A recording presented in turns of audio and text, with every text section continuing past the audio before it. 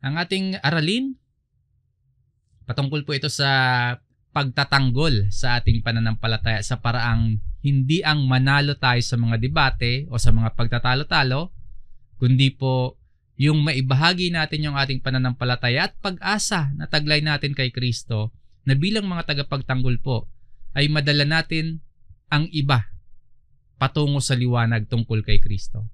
Madala natin ang iba papalapit sa Diyos sa pamamagitan ni Kristo. Ang version po ng Biblia na ating gagamitin sa Tagalog po ang Bagong ang Biblia at ang Bagong Tipan, yung Filipino Standard Version. At sa English, New King James Version po ang ating gagamitin. Ang bawat Kristiyano po o mga mananampalataya ay tagapagtanggol ng pananampalataya. Ibig sabihin po, nagkakaisa tayo, nagtutulungan tayo sa pagpapaliwanag, sa pagtatanggol ng mga katotohanan tungkol kay Kristo. Na para sa atin po, ang ibig sabihin ng tagapagtanggol ay pagbabahagi natin sa mga gawaing yung pakikibahagi natin o kaya pagpaparticipate natin sa mga gawaing pagpapalakas ng pananampalataya ng mga mananampalataya. Na bilang tagapagtanggol po, katuwang tayo sa pagpapalalim ng pagkaunawa ng mga mananampalataya para maging matibay po, para maging matatag yung kanilang pananampalataya. Na bilang tagapagtanggol, pinagtatanggol natin yung ating tenets of faith. Iniingatan natin yun at ibinabahagi natin sa iba, lalo na po yung mga pangunahing doktrina patungkol sa Amang Diyos, patungkol sa Biblia, iniingatan natin yun at ibinabahagi natin sa iba. Yung patungkol sa pagiging Diyos at pagkatawang tao ni Jesus. Yung patungkol sa kanyang pagkamatay, yung muling pagkabuhay at yung muling pagparito ng Panginoon. At yung pagpapahalaga at pag-iingat natin ng katotohanan patungkol po sa kaligtasan ng tao sa pamamagitan ng pananampalataya kay Kristo. Sa kabuuan po, bilang mga tagapagtanggol ng pananampalataya, nakikitaan po tayo ng kaalaman, nakikitaan po tayo ng katuwiran, ng katapatan, nakikitaan tayo ng pag-ibig at pagmamalasakit sa kapwa. Nakikitaan tayo ng pananampalataya na nakabatay sa katotohanan ng Diyos, na nakabatay sa salita ng Diyos. Kaya tayo ay nagbibigay ng dahilan, nagbibigay ng reason sa ating pananampalataya. Ang ibig ko pong sabihin, yung ating pananampalataya ay hindi bulag, yung ating faith. Yung ating pananampalataya hindi nakayon sa kultura at tradisyon na nakasanayan lang natin, nagawa lang ng mga tao. Kundi, yung ating pananampalataya, meron talagang dahilan. Meron tayong dahilan kung bakit tayo mananampalataya ngayon. May dahilan talaga tayo kung bakit nananalig tayo sa Diyos. May dahilan tayo kung bakit ibinibigay natin yung ating buhay, yung ating lakas, yung ating kakayahan, yung ating oras para sa pagsunod at sa paglilingkod kay Jesus. May dahilan tayo. Meron tayong dahilan kung bakit tayo sumusunod sa aral ng ating Panginoong Jesucristo. At yung dahilan natin o yung reason natin kung bakit tayo mananampalataya ngayon, kung bakit tayo believers ngayon, bahagi po niyan, pagiging handaan natin na i-share sa iba kung ano yung dahilan kung bakit tayo sumusunod ngayon kay Kristo. So, handa tayo na magpaliwanag. Handa tayo na magtanggol sa pag-asang nasa atin. Sinasabi nga po sa unang Pedro chapter 3, dito po sa verse 15, kundi sa inyong mga puso ay pakabanalin ninyo si Kristo bilang Panginoon. Lagi kayong maging handa na ipagtanggol sa bawat taong humingi sa inyo ng katuwiran ang tungkol sa pag-asang nasa inyo. Yung point natin dito, always be ready to give a defense. Lagi kayong maging handa na ipagtanggol. Basahin po natin ang talatang ito sa ang Bagong Tipan, yung Filipino Standard Version. Ayun dito, sa inyong mga puso ay italaga ninyo si Kristo bilang Panginoon. Sa ating mga puso, italaga natin si Kristo bilang Lord, bilang Panginoon. Sanctify, pakabanalin. Ibig sabihin po, i-set apart natin sa ating puso si Jesus bilang siya ang ating Panginoon. So ito po ay paggalang kay Jesus na hindi panlabas lang, kundi mula sa ating puso. Meron tayong malalim na pagpapahalaga. Yan yung italaga ninyo si Kristo sa ating puso bilang Panginoon. Meron tayong malalim na pananampalataya at tapat na pagsunod kay Jesus bilang siya ang ating Lord. Bilang siya ang Panginoon ng ating buhay. Na sa ating puso at buhay, si Jesus ang sentro. Si Jesus ang dahilan na kinikilala natin ang kanyang karapatan. Sa ating puso at buhay, siya yung dahilan na kinikilala natin yung authority niya sa ating buhay. Kaya bilang mga tagapagtanggol ng ating pananampalataya na ibinabahagi ang salita ng Diyos sa ibang mga tao, ang dapat na nakikita sa atin, ang dapat na naririnig sa atin ay si Kristo. Ngayon, sa usaping tagapagtanggol po ng pananampalataya, dapat hindi tayo mapagmataas. Hindi tayo mayabang. Hindi natin pinapalagay na yung ating sarili ay tayo lang yung maalam. Na kapag nag-share tayo tungkol sa Bible, dapat po yung dating natin, hindi tayo mapagmataas, hindi tayo maangas. Dapat ang nakikita sa atin, si Kristo.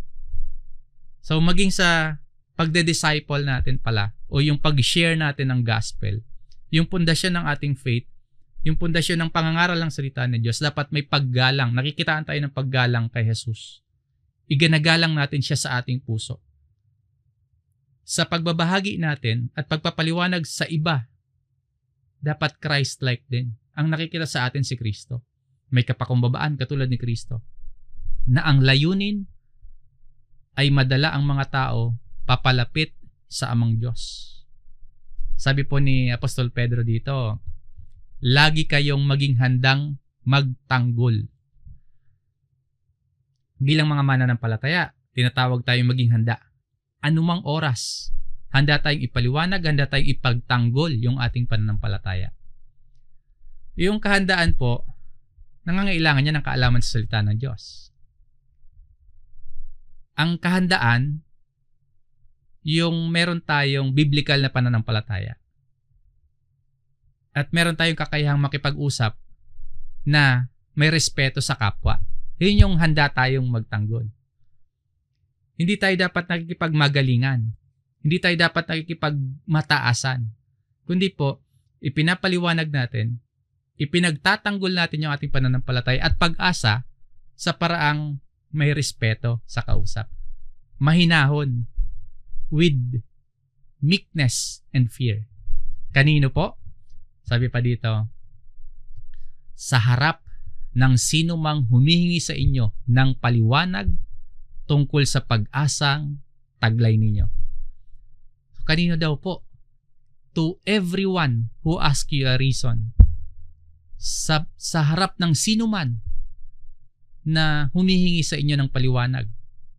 For the hope that is in you. To everyone. Hindi lahat nagkakaroon ng parehong pananaw. Hindi lahat nagkakaroon ng parehong paniniwala. Kaya may mga magtatanong para maintindihan nila. Meron ding mga magdududa. So tayo po bilang mga tagapagtanggol, may gampanin tayo na maging handa tayong magpaliwanag sa sino man na naghahanap ng paliwanag. Sa sino man na humihingi ng paliwanag patungkol sa pananampalataya at pag-asa na nagmumula sa Biblia. Yung pag-asang nasa atin, tumutukoy ito sa paniniwala natin sa kaligtasan. Tumutukoy din ito sa paniniwala natin sa muling pagkabuhay at sa pagkatamo ng pangako ng Diyos na buhay na walang hanggan. Yung buhay natin, bilang mga tagapagtanggol, sumasalamin po o nakikitaan ng pag-asang inaasahan natin. At yung ating pagkilos, pamumuhay, yung ating pananalita, nagbibigay liwanag sa sinumang nagtatanong tungkol sa pag-asang nasa atin. So yung talatang ito, nagtuturo sa ating mga Kristiyano na gawin nating si Kristo po ang sentro ng ating puso at buhay. Sa inyong mga puso ay italaga ninyo si Kristo bilang Panginoon. So, kung itinalaga natin si Kristo bilang Panginoon, makikitaan tayo ng kabanalan. nakikitaan tayo ng pagiging handang magbahagi ng ebanghelyo sa paraang mahinahon, sa paraang may paggalang. Na yung ating pamumuhay, ating mga pagkilos, yung ating mga pananalita bilang mga mananampalataya, dapat nagbibigay liwanag sa iba. Nagbibigay pag-asa sa iba. Kung paano tayo may pag-asa kay Kristo, yung tumitingin sa ating pamumuhay, yung nakikinig sa ating mga pananalita na bibigyan din ng kaliwanagan. So lagi tayong maging handang magpaliwanag sa sino mang magtatanong sa atin tungkol sa pag-asa na nasa atin. Sa pagpapatuloy po dito ni Apostle Peter sa verse 16, ngunit gawin ito ng may kaamuan at paggalang. Yung meekness and fear nasa verse 15 sa New King James Version. So gawin nating mahinahon at magalang ang pagpapaliwanag. Maamo yung mahinahon, may kaamuan, mapagpakumbaba, at maingat sa pagbibigay ng paliwanag. Maingat sa pagtatanggol ng pananampalataya. Nakikitungo tayo ng maayos sa iba. Ano man yung kanilang paniniwala, ano man yung kanilang pangkasalukuyang pinanghahawakan na faith, nirerespeto natin, nakikitungo tayo ng maayos. Hindi natin ginagawa yung pagpapaliwanag sa mapanakit na paraan, sa mayabang at mapagmataas na paraan. Kung ang nagtatanong po sa atin, o kaya yung kausap natin, sila yung mayabang, sila yung mapanakit, tayo dapat hindi. Sabi pa nga po dito, ingatan ninyong malinis ang budhi. Yung malinis na budhi, tapat sa Diyos at maging sa mga tao, tapat din. Na yung ating mga salita at mga gawa, dapat nakaayon sa pananampalatayang taglay natin. So maging maingat po tayo. Nang sa gayon po, walang puwang yung mga mag-aalipusta sa atin. At masabihan tayong nagkukunwari lamang bilang mga mananampalataya. Na hindi nila tayo laitin, na hindi nila tayo pagsalitaan ng masama o kaya hamakin kasi naiingatan nating malinis yung ating pag-uugali. Naiingatan nating malinis yung ating budhi. Na meron tayong totoong good conduct o kaya good conscience. Sabi pa nga po, upang kapag kayo ay inalipusta, ang mga nagsasalita ng laban sa inyong mabuting paraan ng pamumuhay kay Kristo ay mapahiya. Sinasabi naman dito yung mga mananampalataya maaring makaranas ng pag-alipusta. Maaring makaranas ng panlalait, ng pang-uusig dahil sa pagsasabuhay ng pananampalataya. Ngayon, yung maaring bumabati ko sa iyo bilang ikaw ay isang Kristiyano, yan ay nagdududa. Ututol sa paraan mo kung paano mo ipamuhay at i-express ang iyong pananampalataya sa Diyos. Kung makakaranas man po tayo nito, yung tamang tugon, hindi paghiganti. Kung inaalipusta tayo, huwag din natin silang gantihan ng pag-aalipusta. Hindi pagmamataas, kundi pagpapakita ng mabuting halimbawa bilang mga tagasunod ni Kristo. So manatili po tayong maging maingat, manatili tayong maging tapat, manatiling may mabuting paraan ng pamumuhay na nasasalamin yung mga aral at halimbawa ni Kristo. Ang pagtatanggol ng pananampalataya dapat gawin natin ng may kababaang loob. Merong paggalang sa kausap. Yung tamang pamumuhay ayon sa aral ni Kristo. Yung pagkakaroon ng tamang pamumuhay na ang pundasyon o nakabatay sa aral ni Kristo, yan po yung magsisilbing protection laban sa mga panlalait at panghahamak. Protection natin kasi yung mga naninira, mapapahiya kapag nakita nila na wala palang batayan yung kanilang mga pag-aalipusta, wala palang batayan yung kanilang pag-aakusa. Pinaaalalahanan tayo na yung ating mga asal dapat nasasalamin ay si Kristo.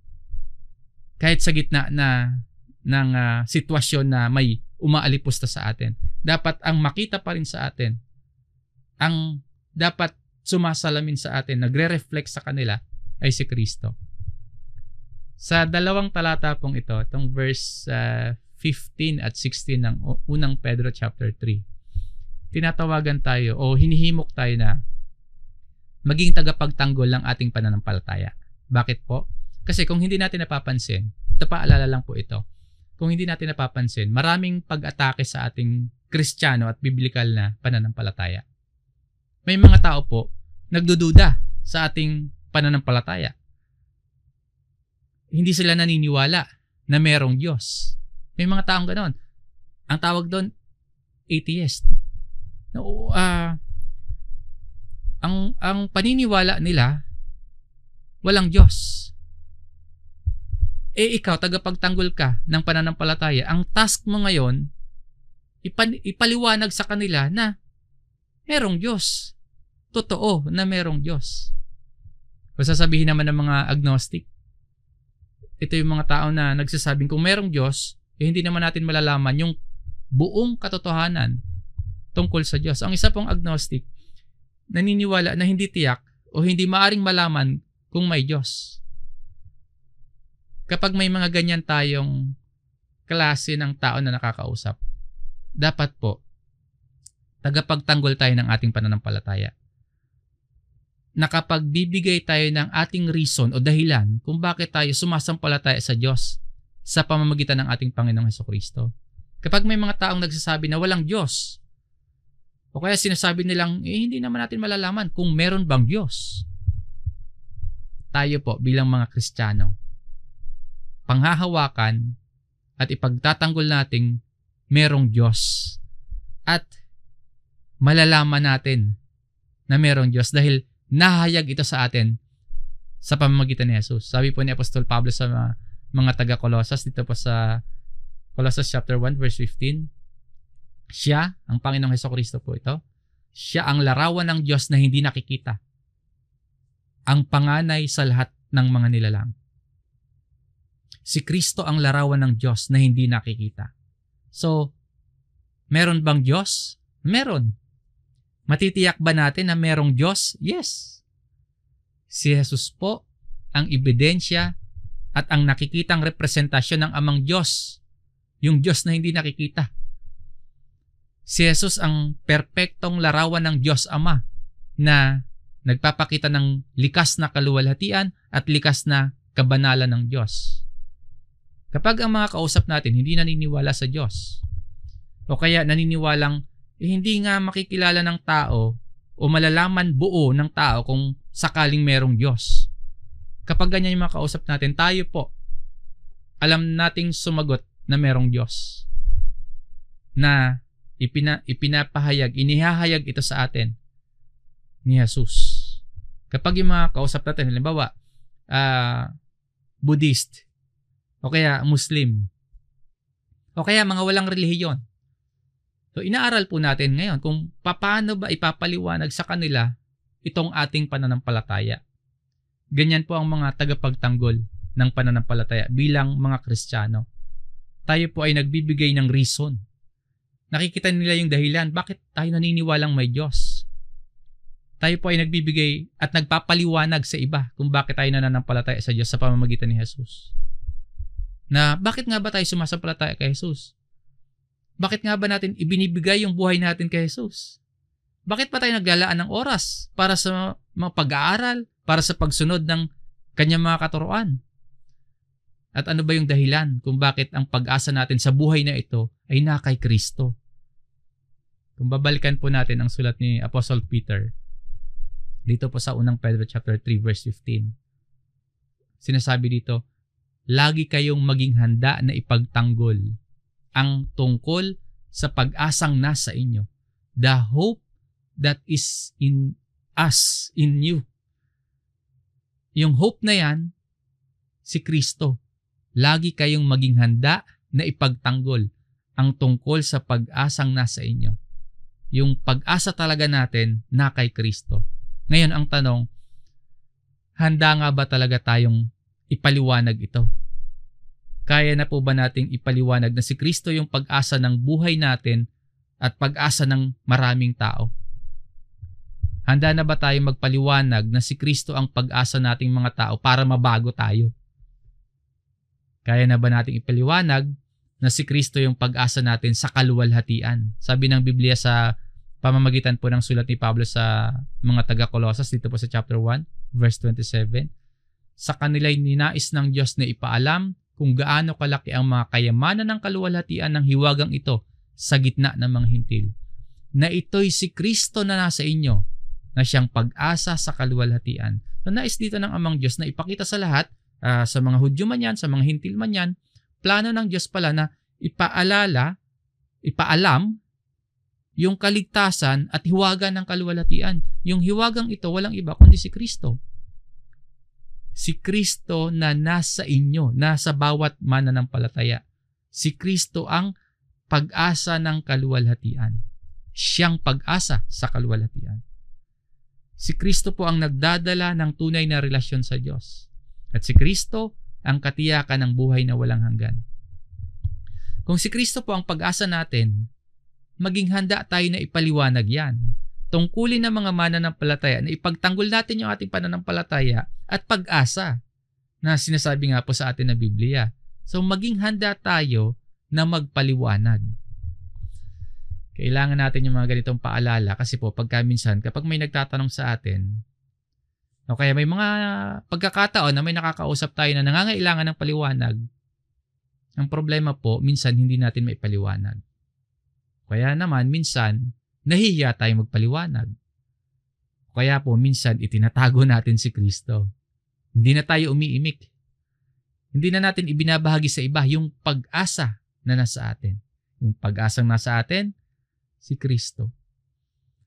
Muli paalala sa bawat isa, maging tagapagtanggol tayo ng ating pananampalataya na handa tayong ipaliwanag sa iba kung bakit tayo naniniwala sa Diyos. Na handa tayong ipaliwanag sa iba kung bakit yung pag-asa natin sa buhay na ito ay na kay Kristo. Na bilang mga tagapagtanggol ng pananampalataya, meron tayong layunin na maakay ang iba na sila man po ay maging tagasunod ni Jesus. Na sila man po sa buhay na ito, ang kanilang pag-asa ay na kay Kristo. Handa tayong magpaliwanag. Hindi para masabi pong marami lang tayong alam ha. O kaya manalo nga tayo sa mga argumento o manalo tayo sa mga debate. Hindi po ganun. Kundi yung layunin nga natin, maipaliwanag sa iba, makita nila na sapat at may basihan yung ating pananampalataya kung bakit natin inilalagay ang ating pag-asa kay Jesus. Na maging sila man nga po ay maliwanagan yung kanilang pag-iisip na sila ay manampalataya kay Jesus at tanggapin si Jesus bilang Panginoon at tagapagligtas. Yan po yung mga tagapagtanggol ng pananampalataya. Ayan, yung iniiwanang aplikasyon sa atin ng aralin natin ngayon. Una, maging laging handa tayo na tagapagtanggol ng ating pananampalataya. Lagi tayong maging handa na ipaliwanag at ipaglaban yung ating pananampalataya. So, handa na ba tayo? Ready ba tayong sumagot kapag may nagtanong sa atin kung bakit tayo nananampalataya kay Kristo? Paano kapag may nagtanong sa'yo, bakit ka nag-aaral ng Biblia? Bakit ka aktibong nakikibahagi sa iyong local church? Bakit ka naglalaan ng oras para sa Panginoon? Ano yung dahilan mo? Bakit ka nagtitiwala kay Kristo? Paano kung may magtanong sa atin? Paano kung may humingi ng kaliwanagan sa atin? Mga kapatid, dapat handa tayong magpaliwanag at maging tagapagtanggol tayo ng ating pananampalataya. Sa bahagi ng sulat ni Judas, ganito yung makikita nating katuruan. Basahin po natin itong Jude chapter 1 verse 3. Jude chapter 1 verse 3.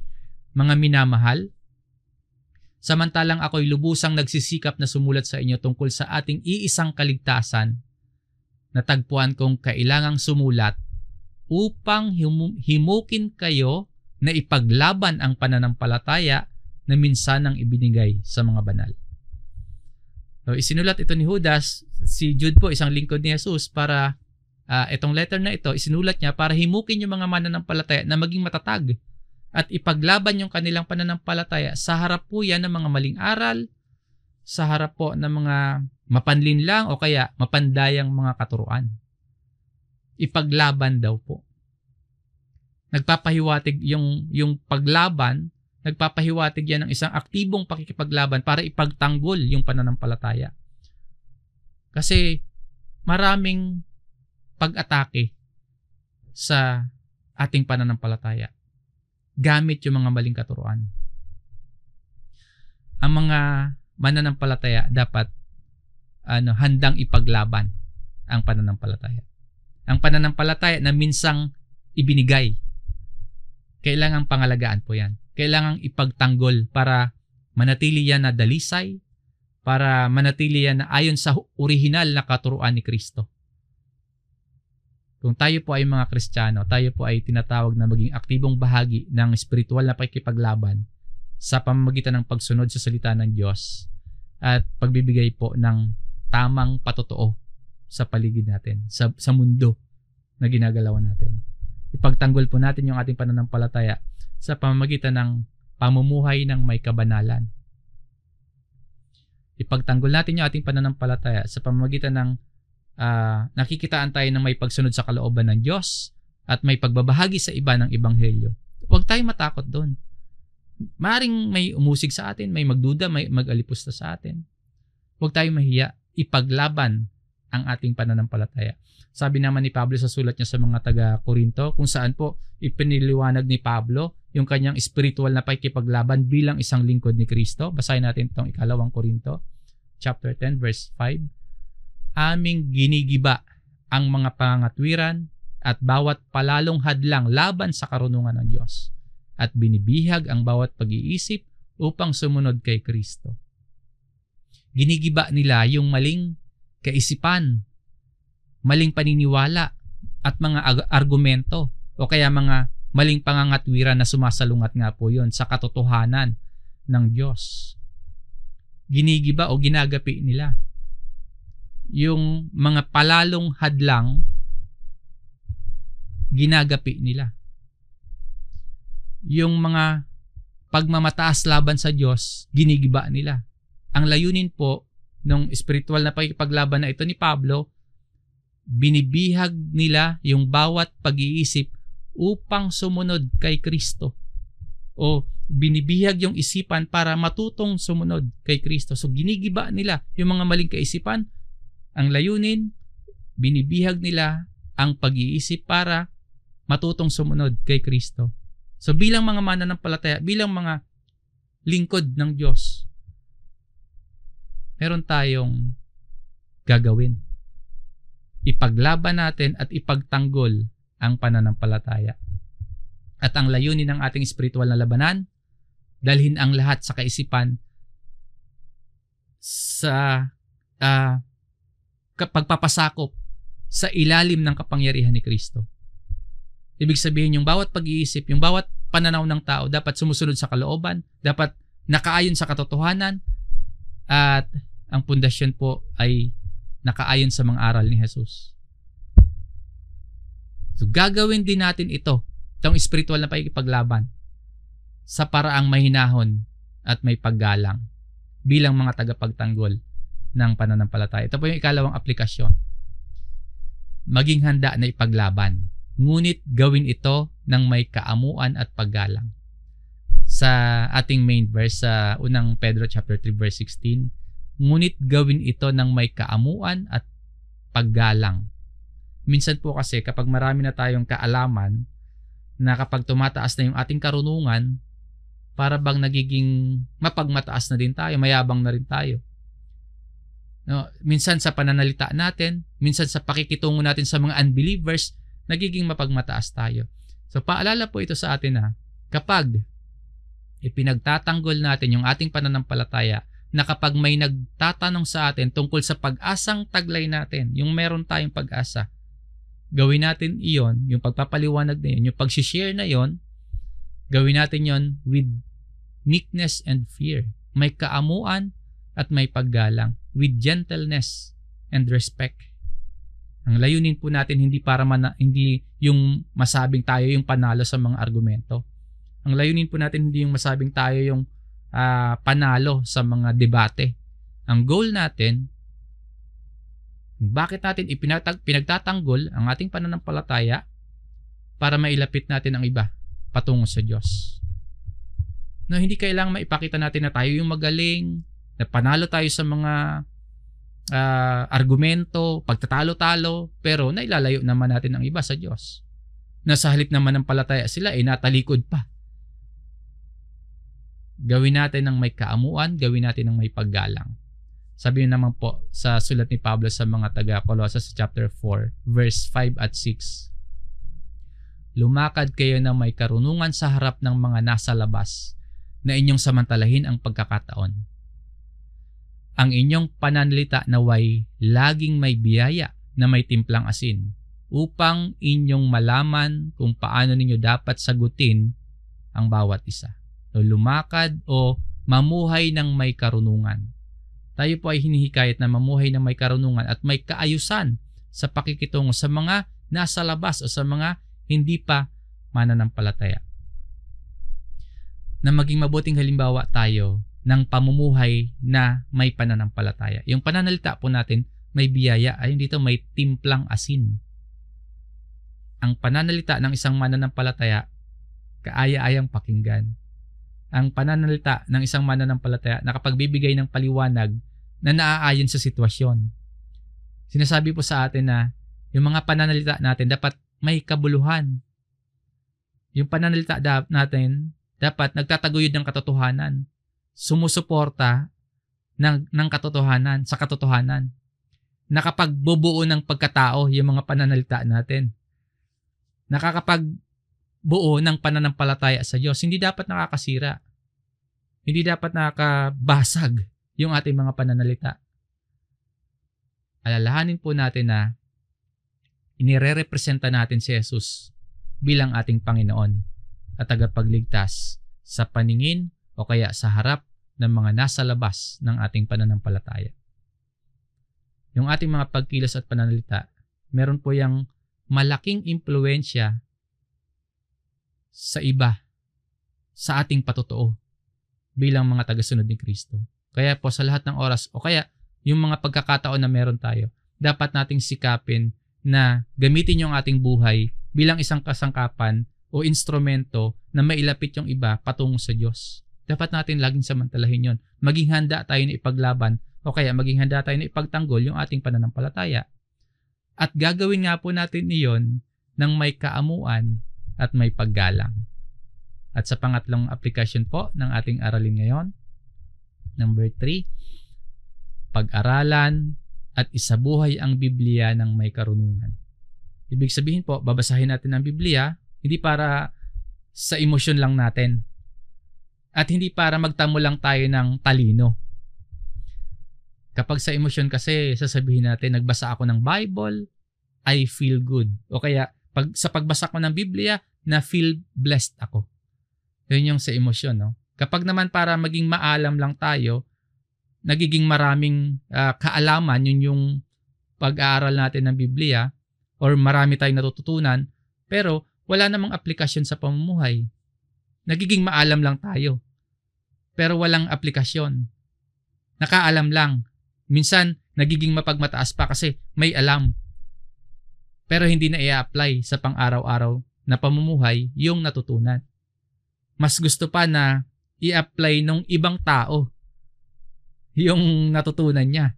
Pero hindi nakikita sa sarili.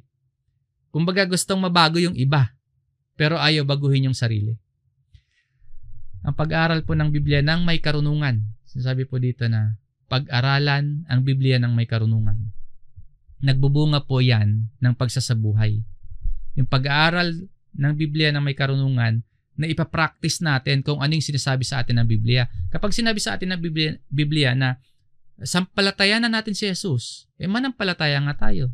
Yan yung aplikasyon sa ating natututunan. Sinabi ng Bible, sampalatayanan mo si Jesus. Ang aplikasyon natin, dahil man natutunan tayo, sampalatayanan natin. Kapag sinabi ng Biblia na ipaglaban, ipagtanggol yung ating pananampalataya, gawin natin ng mahinahon.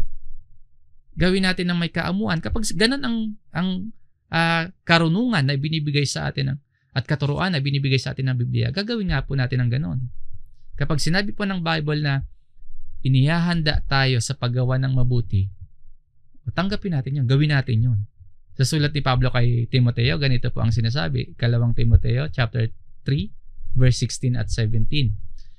Ang lahat ng mga kasulatan ay inihinga ng Diyos at mapapakinabangan sa pagtuturo, sa pagsaway, pagtutuwid, at pagsasanay sa katuwiran upang ang lingkod ng Diyos ay maging karapat-dapat at lubusang maihanda sa lahat ng mabubuting gawa. Pag-aralan ang salita ng Diyos at hayaang ituwid tayo. At hayaang ituro ng salita ng Diyos ng kasulatan ang tamang paraan ng pamumuhay. Ang kaalaman mula sa kasulatan nag-aakay sa mga mananampalataya sa paggawa ng mabuti sa kapwa. Paano ba yung pagsasabuhay ng salita ng Diyos? Una, maglaan tayo ng oras na mag-aral ng salita ng kasulatan ng Biblia. Kalawa, manalangin ng patnubay sa Diyos na maunawaan talaga natin at magbunga yun ng pagkilos sa atin na maipamuhay natin yung kanyang salita, yung bawat natututunan natin. Panalangin natin na patnubayan tayo ng Diyos na maipamuhay natin yung kanyang salita. Then yung ikatlo, maging handa tayo sa paggawa ng mabuti. At yung sa paggawa ng mabuti, gawin ng may kapakumbabaan. Sa ikaapat po, yung pagsasabuhay ng salita ng Diyos, maging ilaw sa iba. Ibig sabihin po, maging mabuting halimbawa sa iba. Kalima, ipangaral ang ebanghelyo. Sa anumang kaparaanan, sa anumang kakayahan na meron tayo, maging bahagi tayo para maisulong ang ebanghelyo. Makibahagi tayo at maging parte tayo para maisulong ang salita ng Diyos patungo sa maraming tao sa pamamagitan ng pamumuhay natin, ng gawa natin, ng pananalita natin. At sa pamamagitan din po ng pagiging aktibong bahagi ng isang iglesia lokal. Sa pagsasabuhay po ng salita ng Diyos, tayo po ay nagiging kasangkapan. Tayo po ay nagiging instrumento ng pagdaloy ng biyaya ng kaligtasan at liwanag ng Diyos patungo at para sa mga tao, sa ibang tao. Sa pagsasabuhay mo po ng salita ng Diyos, yung mga hindi sumasampalataya sa ating Panginoong Hesus, sa nakikita nilang klase ng pamumuhay mo, para bang gusto na din ng iba na manampalataya sila sa sinasampalatayanan mo kasi sa nakikita nila sa klase ng pamumuhay mo. So maging tagapagtanggol ng pananampalataya. Maging handa na magpaliwanag sa mga magtatanong tungkol sa pag-asang nasa iyo, tungkol sa taglay mong pag-asa, si Kristo. Siyempre, ang paalala nga po, gawin natin yun ng may kaamuan, ng may paggalang, ng may kapakumbabaan, na kapag nagbabahagi tayo ng ating pananampalataya, gawin natin ng may respeto. Ano man yung pananaw at ano man yung paniniwala ng kausap natin, igagalang natin. Bilang mga tagapagtanggol, maging mabuti din tayong patotoo ng wasto at ng matuwid na pamumuhay na nakaayon sa kasulatan o sa Biblia. Tayo po ay tinawag hindi lamang para maging mananampalataya, kundi bilang mga mananampalataya, tayo po ay maging saksi, maging mga patotoo at tagapagtanggol sa isang mapagpakumbaba at magalang na paraan. Yung ating pamumuhay dapat sumasalamin sa kabutihan ng Diyos para maging ilaw din tayo sa mga nakapaligid sa atin. At sa lahat ng yan, magtiwala tayo sa Diyos na ang Diyos ang nagbibigay sa atin ng lakas, ng kaalaman, nagbibigay sa atin ng karunungan. Nawa nga po, patuloy nating isabuhay ang kanyang salita.